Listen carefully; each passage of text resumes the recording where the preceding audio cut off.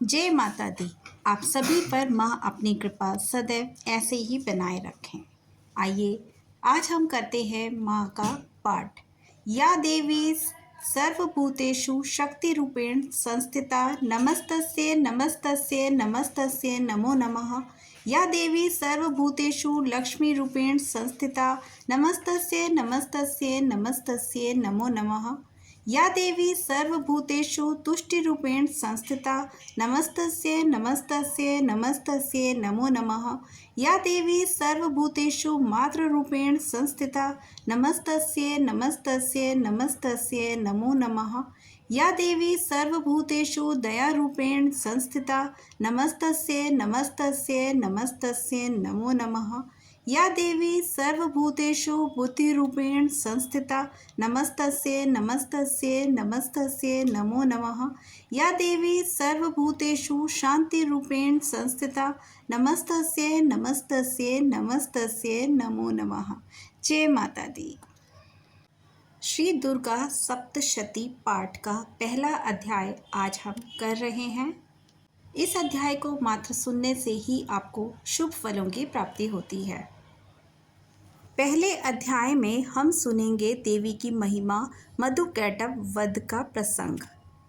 महर्षि मार्कंडेय बोले, सूर्य के पुत्र सांवर्णी की उत्पत्ति की कथा विस्तार पूर्वक कहता हूँ। सुनो। सांवर्णी महामाया की कृपा से जिस प्रकार मनवंतर के स्वामी हुए, उनका भी हाल सुनो।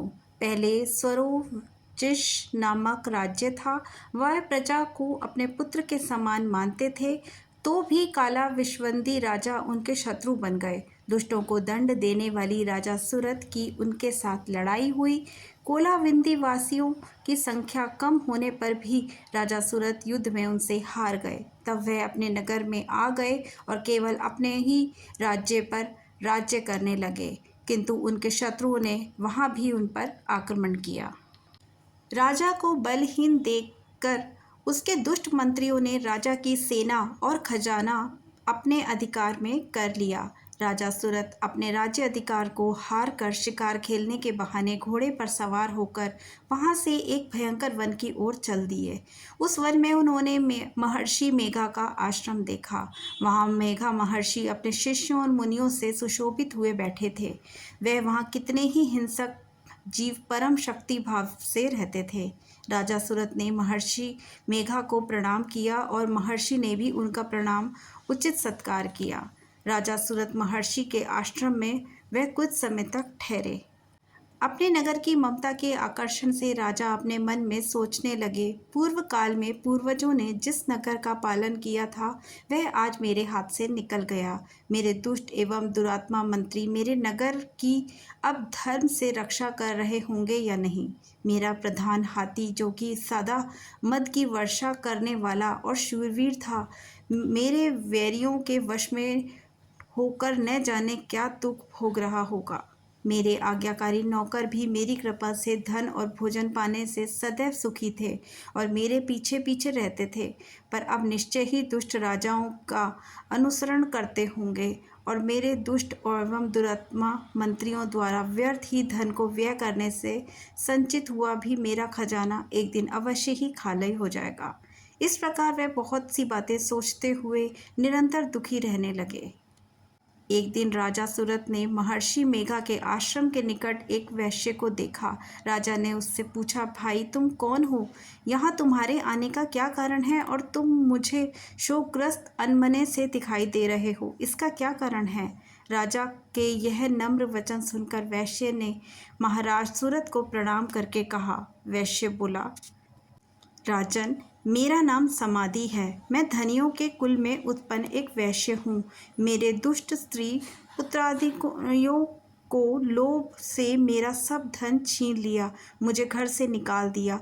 इस तरह मैं दुखी होकर इस वन में चला आया हूँ और यहाँ रहता हूँ। मैं इस बात को भी नहीं जानता कि अब मेरे घर में इस समय सब कुशल है या नहीं। यहाँ मैं अपने परिवार का आचरण संबंधी कोई समाचार भी नहीं पा सकता कि वह मेरे घर में इस समय कुशल पूर्वक हैं या नहीं। मैं अपने पुत्रों के संबंध में यह भी नहीं जानता कि वे सदाचारी हैं या दुराचार में फंसे हुए हैं। राजा बोले, जिस धन के लोभी स्त्री पुत्रों ने तुम्हें घर से निकाल दिया, फिर भी तुम्हारा चित्र उनसे क्यों प्रेम करता है? वैश्य ने कहा, मेरे विषय में आपका ऐसा कहना ठीक है, किंतु मेरा मन इतना कठोर नहीं। यद्यपि उन्होंने धन के लोभ में पड़कर पितृस्नेह को त्याग कर मुझे घर से निकाल दिया, तो भी मेरे मन में उनके लिए कठोरता नहीं आई। हे महामते, मेरा मन फिर भी उनमें क्यों फंस रहा है, इस बात को जानता तो मैं भी नहीं हूँ। मेरा चित्त उनके लिए दुखी है, मैं उनके लिए लंबी लंबी सांस ले रहा हूँ। उन लोगों में प्रेम नाम को भी नहीं है, फिर भी मैं ऐसे निस्नेहियों के लिए मेरा हृदय कठोर नहीं है। महर्षि ने कहा, हे ब्राह्मण, इसके पश्चात महाराज सुरथ और वह वैश्य दोनों महर्षि के समीप गए और उनके साथ यथा योग्य न्याय संभाषण करके दोनों ने वार्ता आरंभ की। राजा बोले, हे भगवान, मैं आपसे एक बात पूछना चाहता हूँ, सो आप कृपा करके मुझे बतलाइए। मेरा मन अधीन नहीं है, इससे मैं बहुत दुखी हूँ। राज्य धनादिक की चिंता अभी तक मुझे बनी हुई है और मेरी यह ममता अज्ञानियों की तरह बढ़ती जा रही है। और ये समाधि नामक वैश्य भी अपने घर से अपमानित होकर आया है। इसके स्वजनों ने ही इसे त्याग दिया है। स्वजनों से त्यागा हुआ भी यह उनसे हार्दिक प्रेम रखता है। इस तरह हम दोनों ही दुखी हैं। हे महाभाग, उन लोगों के अवगुणों को देखकर भी हम दोनों के मन में उनके लिए ममता जनित आकर्षण उत्पन्न हो रहा है। हमारे ज्ञान रहते हुए भी ऐसा क्यों है? अज्ञानी मनुष्यों की तरह हम दोनों में यह मूर्खता क्यों है? महर्षि मेघा ने कहा, विषम मार्ग का ज्ञान सब जंतुओं को है। सबके लिए विषय पृथक पृथक होते हैं। कुछ प्राणी दिन में ही नहीं देखते और कुछ रात को भी, परंतु कई जीव ऐसे हैं जो दिन और रात दोनों में देख सकते हैं। यह सत्य है कि मनुष्यों में ज्ञान प्रधान है, किंतु केवल मनुष्य ही ज्ञानी नहीं होता, पशु पक्षी आदि भी ज्ञान रखते हैं। जैसे पशु पक्षी ज्ञानी होते हैं, वैसे ही मनुष्यों का ज्ञान है। जो ज्ञान मनुष्यों में वैसे ही पशु पक्षियों में है और अन्य बातों में दोनों में एक जैसी ही पाई जाती हैं। ज्ञान होने पर भी इन पक्षियों की ओर देखो कि अपनी भूख से पीड़ित बच्चों की चोंच में कितने प्रेम से अन्न के दाने डाल देते हैं। हे राजन, ऐसा ही प्रेम मनुष्यों में अपनी संतान के लिए भी पाया जाता है। लोभ के कारण अपने उपकार का बदला पाने के लिए मनुष्य पुत्रों की इच्छा रखते हैं और इस प्रकार मोह के गड्ढे में गिरा देते हैं। भगवान श्री हरि की जो माया है, उसी से यह संसार मोहित हो रहा है। इसमें आश्चर्य की कोई बात नहीं है, क्योंकि भगवान विष्णु की योग निद्रा है। यह महामाया ही तो है जिसके कारण संसार में जकड़ा हुआ है मनुष्य। यही महामाया भगवती देवी ज्ञानियों के चित्त और बलपूर्वक खींचकर मोह में डाल देती है और उसी के द्वारा संपूर्ण जगत की उत्पत्ति होती है। यही भगवती देवी प्रसन्न होकर मनुष्यों को मुक्ति प्रदान करती है। यही संसार के बंधन का कारण है तथा संपूर्ण ईश्वर की भी स्वामिनी है। महाराज सूरत ने भगवान से पूछा, भगवान, यह देवी कौन सी है जिसके आप महामाया कहते हैं? हे ब्राह्मण, यह कैसे उत्पन्न हुई? उसका क्या कार्य है? उसके चरित्र कौन कौन से हैं?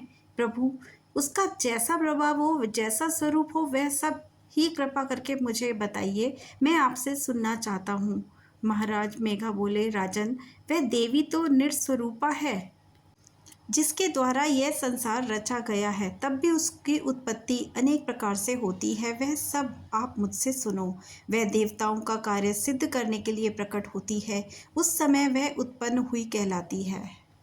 संसार को जलमग्न करके जब भगवान विष्णु योग निद्रा का आश्रय लेते हैं, शेष शैया पर सो रहे थे, तब मधुकैटभ नाम के 2 असुरों ने उनके कान के मैल से प्रकट होकर श्री ब्रह्मा जी को मारने के लिए तैयार हो गए। श्री ब्रह्मा जी ने जब उन दोनों को अपनी ओर आते देखा तो उन्होंने देखा कि भगवान विष्णु योग निद्रा का आश्रय लेकर सो रहे हैं। वह उस समय श्री भगवान को जगाने के लिए उनके नेत्रों में निवास करने वाली योग निद्रा की स्तुति करने लगे। श्री ब्रह्मा जी कहने लगे कि हे देवी, तुम ही स्वाहा, तुम ही स्वधा और तुम ही विष्टकार हो। स्वर भी तुम्हारे ही स्वरूप हैं, तुम ही जीवन देने वाली सुधा हो। नित्य अक्षर प्रणव में अकार, उकार, मकार, इन तीनों में माताओं के रूप में तुम ही स्थित हो। इसके अतिरिक्त जो बिंद पथ अर्ध मात्रा है, जिसका कि विशेष रूप से उच्चारण नहीं किया जा सकता, हे देवी, वह भी तुम ही हो। हे देवी संध्या सावित्री परम जननी तुम ही हो। तुम इस विश्व को धारण करने वाली हो। तुमने ही इस जगत की रचना की है। तुम ही इस जगत का पालन करने वाली हो। तुम ही कल्प के अंत में सबको भक्षण करने वाली हो। हे देवी जगत की उत्पत्ति के समय तुम सृष्टि रूपा होती हो, पालन काल में स्थित रूपा होती हो, कल्प के अंत में संहार रूप धारण कर लेती हो। तुम ही महाविद्या, महामाया, महामेघा, महारात्रि और मोहरात्रि हो। श्री ईश्वरी और बोध स्वरूपा बुद्धि भी तुम ही हो। लज्जा, पुष्टि, तुष्टि, शांति और क्षमा भी तुम ही हो। तुम खड्ग धारिणी, शूल धारिणी, घोर रूपा तथा गदा, चक्र, शंख, धनुष को धारण करने वाली हो। बाण, भुशुंडी और परिधि का यह भी तुम्हारे ही अस्त्र हैं। तुम सौम्यतर हो। यही नहीं बल्कि जितनी भी सौम्य और सुंदर वस्तुएं संसार में हैं उन सबसे बढ़कर सुंदर तुम ही हो। पर तुम अपार सबसे रहने वाली सबसे सुंदर तुम ही हो। हे सर्वस्वरूपा देवी, जो भी असक्त पदार्थ है उनमें जो शक्ति है वह भी तुम ही हो। ऐसी अवस्था में भला तुम्हारी स्तुति कौन कर सकता है। इस संसार की सृष्टि, पालन, संहार करने वाले जो भगवान हैं उनको भी जब तुमने निद्रा के वशीभूत कर दिया तो फिर तुम्हारी स्तुति कौन कर सकता है। मुझे भगवान विष्णु और भगवान शंकर को शरीर धारण करने वाली भी तुम ही हो। तुम्हारी स्तुति करने की शक्ति किसमें है। हे देवी, तुम तो अपने इन उदार प्रभावों के कारण ही प्रशंसनीय हो। मधु और कैटभ को, जो भयंकर असुर हैं, उन्हें मोह जाल में डाल दो और श्री हरि भगवान विष्णु को भी जल्दी जगा दो। उनको मार डालने की बुद्धि भी उत्पन्न कर दो। महर्षि मेघा बोले, हे राजन, जब श्री ब्रह्मा जी ने देवी से इस प्रकार प्रस्तुति करके भगवान जी को जगाने तथा मधु और कैटभ को मारने के लिए कहा तो वह भगवान विष्णु के नेत्रों, मुख, नासिका, बाहु, हृदय, वक्षस्थल से निकल ब्रह्मा जी के सामने खड़ी हो गई। उनका ऐसा कहना था कि श्री हरि तुरंत जाग उठे और दोनों असुरों को देखा, जो कि अत्यंत बलवान और पराक्रमी थे और मारे क्रोध के जिनके नेत्र लाल हो रहे थे और जो ब्रह्मा जी का वध करने के लिए तैयार थे, तब क्रुद्ध हो उन दोनों दुरात्माओं असुरों का साथ भगवान श्री हरि पूरे 5000 सालों तक लड़ते रहे। एक तो वह अत्यंत बलवान और पराक्रमी थे, दूसरे महामाया ने भी उन्हें मोह जाल में डाल दिया। अंत वह भी श्री भगवान से कहने लगे, हम दोनों तुम्हारी वीरता से अत्यंत प्रसन्न हुए, हम तुमसे कोई वर मांगो। भगवान ने कहा, यदि तुम मुझ पर प्रसन्न हो तो तुम अब मेरे हाथों से मर जाओ। बस इतना सा ही वर मैं तुमसे मांगता हूँ, यहाँ दूसरे वर से क्या प्रयोजन है। महर्षि मेघ बोले, इस तरह से जब वह धोखे में आ गए और अपने चारों ओर जल ही जल देखा तो भगवान श्री हरि से कहने लगे, यहाँ पर जल न हो, सूखी जमीन हो, उसी जगह हमारा वध कीजिए। महर्षि मेघा कहते हैं, तथास्तु कहकर भगवान श्री हरि ने उन दोनों को अपनी जांघ पर लिटाकर उन दोनों के सिर काट डाले। इस तरह से वह देवी श्री ब्रह्मा जी के स्तुति करने पर प्रकट हुई थी। अब तुमसे उनके प्रभाव का वर्णन हम अध्याय 2 में सुनेंगे। आज के लिए इतना ही। माँ भगवती आप पर अपनी कृपा बनाए रखे। जय माता दी।